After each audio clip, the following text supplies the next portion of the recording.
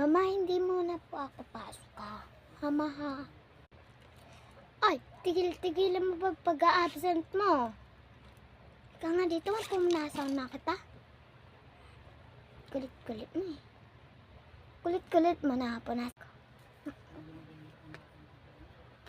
Mama, grabe ka naman. Punat mo ha. Labas. Grabe ka nga. Ay, naku nak, huwag kang mag-inarte. Sasapukin kita dyan.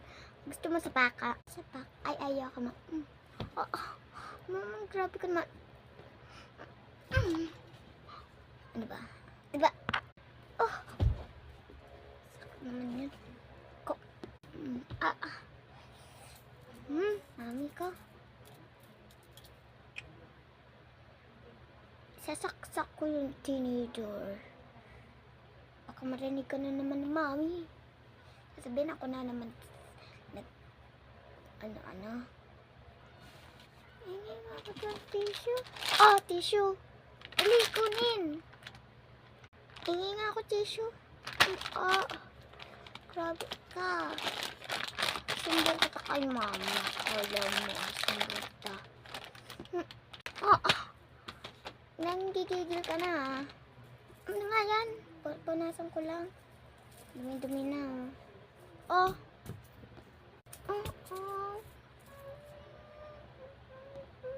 Ba't umiiyak yung kapatid mo? Ha? Mami, ang kulit mami. Kinuha ko lang yung eto. Tapos binato niya pa sa akin tong tissue. Tapos pag pinupunasan ko, ang hirap.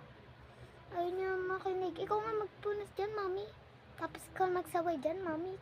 Kakahirap. Ay lang naman ba't hindi mo pa magawa? Kailangan ba paluin yung kapatid? Pag ayaw sumunod? Kailangan papaluin? Ha? Kailangan papaluin? Hindi naman sa ganyan eh. Tsaka kulit-kulit kasi. Anak-anak ka pa eh. Kasi naabot nila ako. Diba mami, hindi mo maintindihan yung sinasabi niya? Ha? Yan, hindi ni mami maintindihan yung sinasabi mo sa kanya. Kaya hindi siya na sa'yo pa-proud. Tahan na. Tahan na. Tahan na, huwag na iyak.